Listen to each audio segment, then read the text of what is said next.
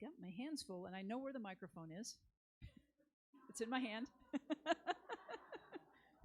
and my sippy cup. And I call it my sippy cup. Yep. Good morning once again. Once again. And yes, the first thing off the bat, yes, Memorial Day tomorrow.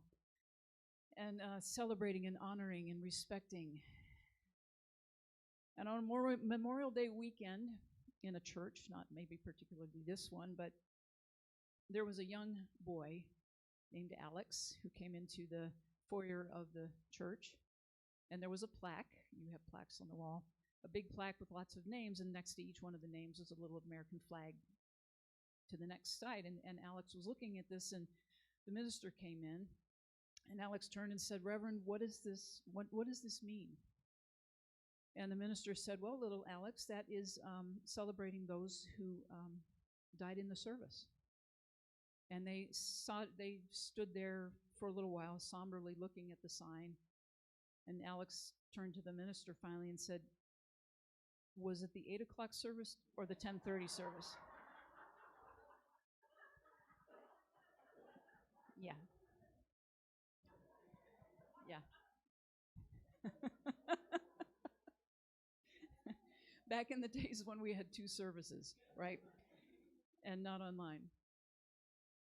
I want to extend my gratitude and respect and that honoring for service, for those who, the ultimate sacrifice. That's what we hear, that's what we call it. To be in service to this country, or actually any country, not just this one. I mean, we celebrate it here. And it is an interesting perspective from where we stand now, of course, that there is so much strife and conflict still happening in this day and age. And I know the last time that I was here, I brought it through a little bit about that. That to me, in this day and age, that we're still doing this to each other. Knowing our history, knowing human history. And that's the paradox, and that's the thing, is it's like we know we've been doing this to each other since the beginning of time, and we haven't been able to solve it yet. And there are those who are called, that is, something is calling me, calling to my soul to do, to live more consciously, to love unconditionally, to serve more willingly. We get a call on our hearts. We all have one. We all have many. And it's that place of respecting, there's something going on in the world that's mine to do, that we follow that. And yet, part of what I was going to bring, well, I am bringing into this day, I didn't want to, and I'm going to tell you that in a minute, was to tie in the book study, the Paul Hasselbeck, that you all are doing this month. And one of those chapters, which on Mother's Day when I was here, I sidestepped a little bit. If you know what I'm talking about, it's evil, sin, and the devil. And I didn't want to talk about this today, and I had to look at that. Nobody really wants to talk about it, especially in New Thought. We want to be all lightness and goodness and all that kind of thing. And the hardest part, and this is why I didn't want to, what I had to look at was I had to reconcile something in myself in talking about evil. I'm clear on the sin thing. The sin thing is, the original word, the translation of that means we miss the mark. We miss the mark. We make mistakes in consciousness. It's not that I know that there's the whole list of things and the deadly sins and the blah, blah, blah, blah, blah, but each one of those are where we, in our humanness, miss the mark of our connection with Spirit. But we learn, ultimately, that's the idea. We learn, we grow, we move on, we don't do it again. The devil thing, I'm clear on that too. It's not a person. It's not an entity in and of itself. It's not a man with red horns. There's a whole history of how, go back to Halloween stuff about how the devil ended up with red horns and a tail and a pitchfork. It's crazy. I mean, but that is human too. That's our evolution. That's the stories we tell. to wrap our minds around something outside of us that we like to pin things on. The devil made me do it. In other words, I'm not taking responsibility for anything here. Something outside of me made me do this bad thing. This evil part. I called a colleague of mine, my very good friend, Reverend Ann Tabor at Unity of Arlington, Texas, because I was reading the Hasselbeck book, trying to wrap my head around it. And I will tell you this, first of all, what she said to me immediately was, oh my God, why is a church doing that book as a book study? Can you all relate? Those of you in the book study. The reason being is that is kind of a summary of advanced unity teachings. It's deep, is it not? You're in it, and you're in conversations about this stuff, trying to figure it out.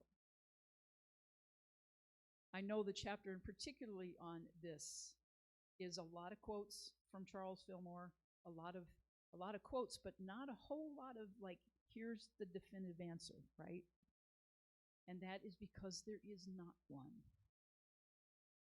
And that's where I was getting hung up as a minister. I've got to have an answer for this, right? That was my thinking. That was me missing the mark of going, I'm human too. I can't figure it out either. I cannot reconcile a lot of things about what goes on in the world.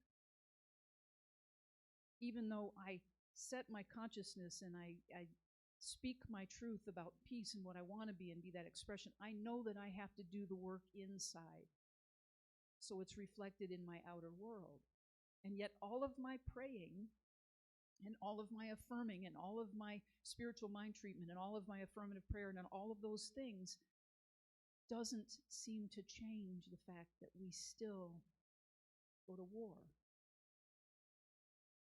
So how do I reconcile that? If I look at that in myself and go, well, maybe I'm doing something wrong. Maybe this is that place where I doubt, well, maybe is there God? Is there God in something else? And the deepest part of me says, no, there is only God. And the place that I really got myself twisted and hung up around this before I had that conversation with my good buddy, I said, I'm going to see where we go with this. If God made everything, if there is nothing outside of God, then where does evil come from? That's really the bottom line question. That is the question that mystics and theologians and great thinkers and geniuses and humans like us have been trying to answer since the beginning of time. There is this I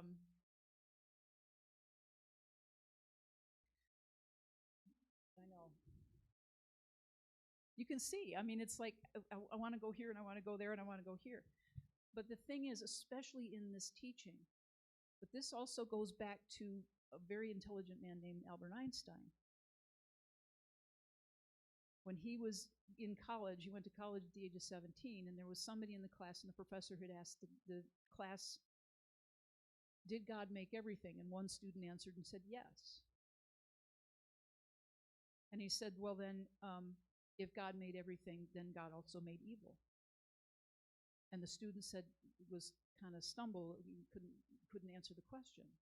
And so the professor's take on that was that because God also made evil, or that evil was a part of that God was also evil. And thereby that meant that God really didn't exist because it justified the fact that God was good, but God was evil. You know, it was like there was this twisted thing. And then the next student stood up was Albert Einstein and said, is there such a thing as cold?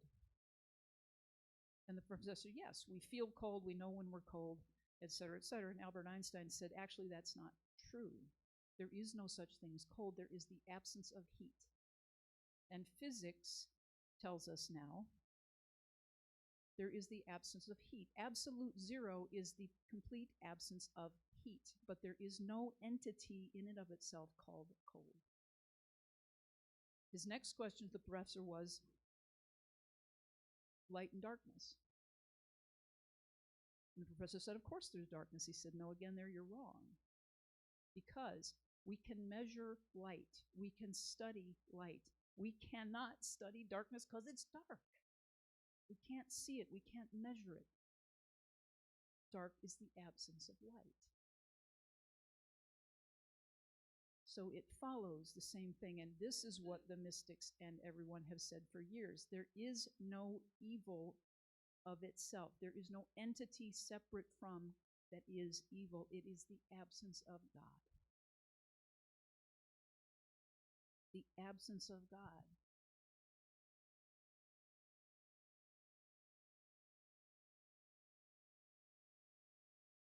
So the steps that we take, what we're called to do in the face of what we call evil, that reconciliation, and this is where we are in our New Thought teaching, is focusing only on God.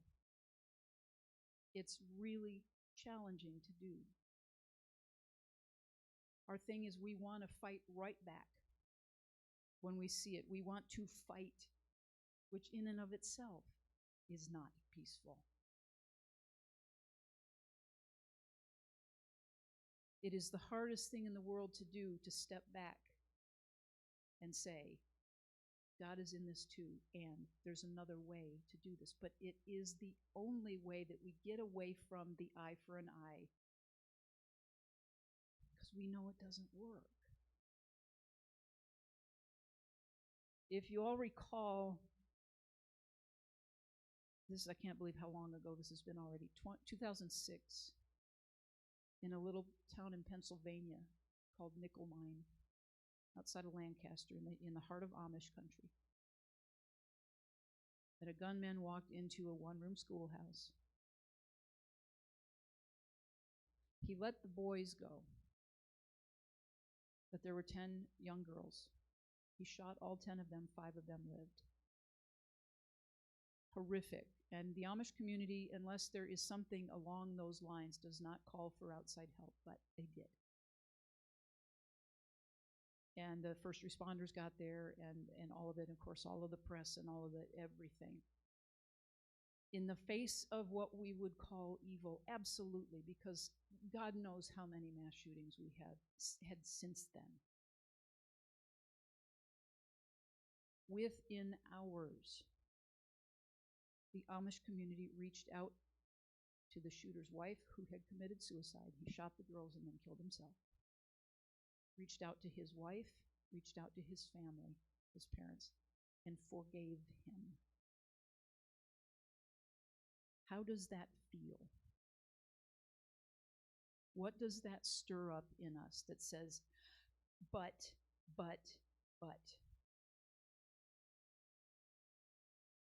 That demonstration of seeing God in something so horrifically, visibly evil, they chose to do it differently. And they became and are still the model for communities that go through mass shootings, especially in schools. This Amish community, including those little girls' brothers, their siblings, they're all now in their 30s, late 20s, early 30s in age. And all the things that they've been through, they are still in service to those who are experiencing the same kind of tragedy. That is a call. It is also a culture. It is one that they nurture repeatedly. And that is the call that we are all asked to do, because at the bottom level of this is we're taking care of each other. That's what we're here to do. The conflict in Gaza, a little spit of land for over 100 years. And there have been attempts and some ceasefires along the way and some other things, but it's like that deeply ingrained eye for an eye and bringing God into it. That's what I can't reconcile. What is mine to do around this? Honor those who feel called to serve, to do something about it, but the conflict with me is, but how do we stop it if we keep dropping bombs and shooting each other? And I don't have the answer. I don't. I wish I did. This quote from Pema Chodron, who's an American Buddhist monk. He says, every day we could think about aggression in the world and ask ourselves, am I going to add to the aggression? Am I going to practice peace? Or am I going to war? And the thing is, it's not just on the larger scale, it's within us. That's what our work is. How often during the day do I go to war with myself about what I should have done, what I didn't do, what I could have done, what I didn't fix, what I didn't solve, what I didn't reconcile? That's on a micro scale, but the effects that it has on us when we do that to our divine selves, when we forget who we are, the damage is immense, and it doesn't just hurt us, it hurts everyone around us. When we are at war with ourselves, we are at war with everybody outside of ourselves. Because that's where we go to, the devil made me do it. We don't want to take that on. It's too painful. Is it not?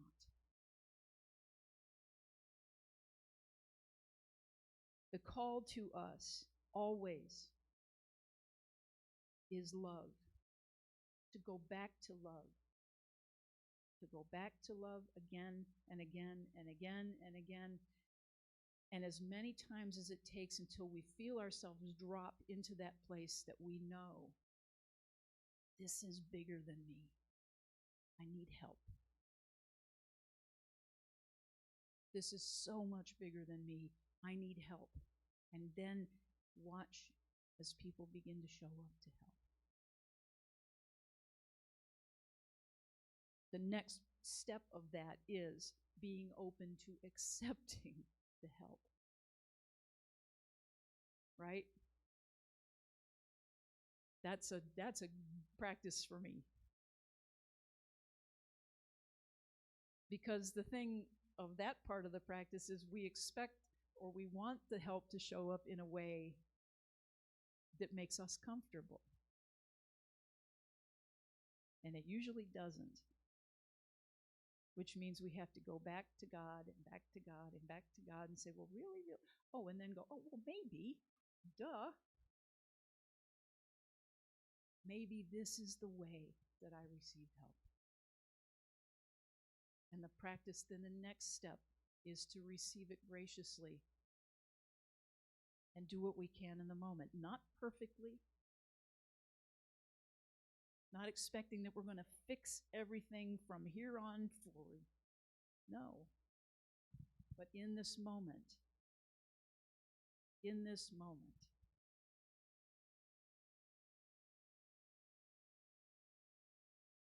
here are some of the wise people who have talked about evil and wrapping our heads around it. From our good old Emily Cady, there is no evil, there is but one power in the universe, and that is God. Good. Apparent evils are not entities or things of themselves. They are simply the apparent absence of good, just as darkness is an absence of light. Joel Goldsmith in The Infinite Way says, there are no powers of evil external to yourselves. Discords have no external existence. Resolve them within your own consciousness.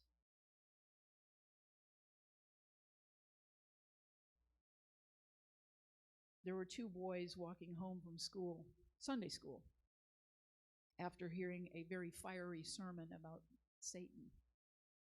And the one boy said to the other, well, what do you think about all that Satan stuff? And the other boy said, well, We know how that Santa Claus thing turned out, so Satan is probably just your dad.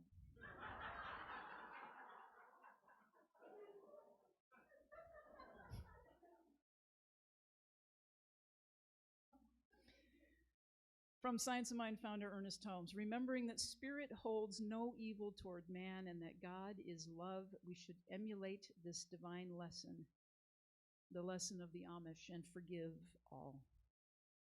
Forgiveness is our solution.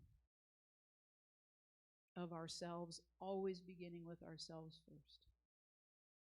Because we can't really forgive anybody else until we forgive ourselves. I mean, we can do it, we can practice, and I highly recommend it. But start here. For all of the perceived things, and even some of the things that really, when you have an awareness and you go, wow, I was really, really out of line. Or I lived really, really separate from my source. Love and forgiveness, gratitude and forgiveness.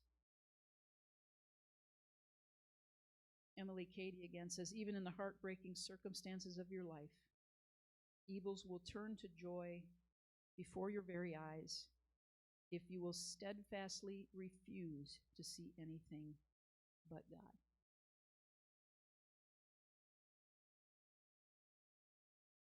It's the first principle. God is it. That's all there is. Turn towards it again and again and again and again and again. And it really does work. I'm here to tell you. To let go of everything else and say, God is in this too. And when I know that God is in this too, I'm clear on what is mine to do. So blessings to all of you, honoring those who have served, honoring those in this room who are serving a higher calling right now, because we all are. Bless you, thank you, namaste.